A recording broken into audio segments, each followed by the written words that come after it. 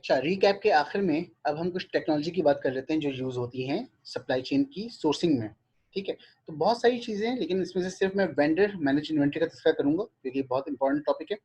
Vendor managed inventory VMI क्या होता है, इसकी ज़रा स्टार्टिंग समझते हैं कि एक ज़माने में इलेक्ट्रॉनिक डाटा इंटरचेंज का बड़ा तज़किरा था और इलेक्ट्रॉनिक डाटा चेंज के अंदर ये होता है कि कस्टमर और सप्लायर अब आपस में इलेक्ट्रॉनिकली डाटा को एक्सचेंज करते हैं ताकि इनके दरमियान इंफॉर्मेशन एक्सचेंज तेज़ हो सके। प्रोक्योरमेंट में या परचेजिंग में कैसे होता है कि जिस तरह मैंने ई प्रोक्योरमेंट में बताया था कि परचेज ऑर्डर्स जो हैं वो इलेक्ट्रॉनिकली डिस्पैच किए जाते हैं सिस्टम्स के थ्रू या ईमेल के थ्रू या इंटीग्रेटेड कुछ सॉफ्टवेयर के थ्रू। लाइकवाइज इनवॉइसेज जो हैं वो सप्लायर जो दे रहा होता है कस्टमर को, वो भी इंटीग्रेटेड किसी सॉफ्टवेयर के थ्रू हो सकता है जिसके अंदर सप्लायर मैनेज्ड जो सप्लायर के इंटीग्रेटेड फॉर्मेट में जो सॉफ्टवेयर होते हैं ईआरपी से जो इनबिल्ट होते हैं, तो उनको यूटिलाइज किया जा सकता है। Likewise companies material requirement plans भी शेयर कर सकती हैं अपने सप्लायर के साथ ताकि वो अकॉर्डिंगली वो रिएक्ट कर सके। एमआरपी यानी कि मटेरियल रिक्वायरमेंट प्लान अभी आपने नहीं समझा होगा, आगे ये कुछ चैप्टर्स में इंशाल्लाह हम समझेंगे। तो ईडीआई का मतलब क्या है कि इलेक्ट्रॉनिकली डाटा को एक्सचेंज करना ताकि हर कोई अपडेटेड रहे। कहते हैं कि इन्फॉर्मेशन जब टाइमली अवेलेबल होती है तो डिसीजन मेकिंग भी आसान हो जाता है। तो ये इसी लिहाज से बात हो रही है। लाइकवाइज काम भी तेज हो जाता है और पेपर वर्क से भी हम बचत कर लेते हैं, ठीक है? अब आते हैं वीएमआई क्या चीज़ है।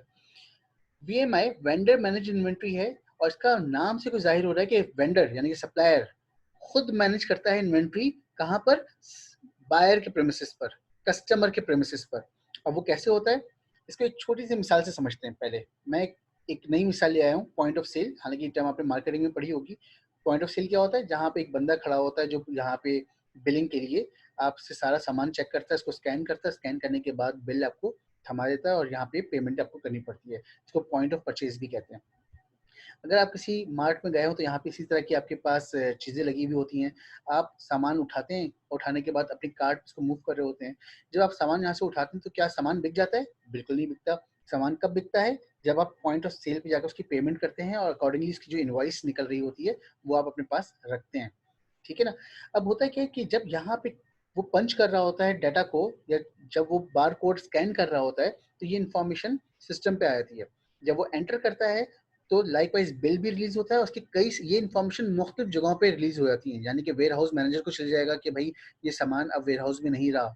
लाइकवाइज सप्लायर को भी ये इन्फॉर्मेशन चली जाएगी कि आपका सामान बिक चुका है, तो वो अपने शेल्फ को खुद मैनेज कर रहा होता है। पता चला कि एक सामान कम हो गया, दूसरा भी बिक गया, तीसरा भी बिक गया, चौथा भी बिक गया, आपके शेल्फ पे सिर्फ 2 या 3 सामान रह गए और उसको नजर आ रहा है कि अगले 15 मिनट में या आधे घंटे के अंदर सामान पूरे बिक जाएंगे इसके, जो फ्रीक्वेंसी इसको नजर आ रही होती है।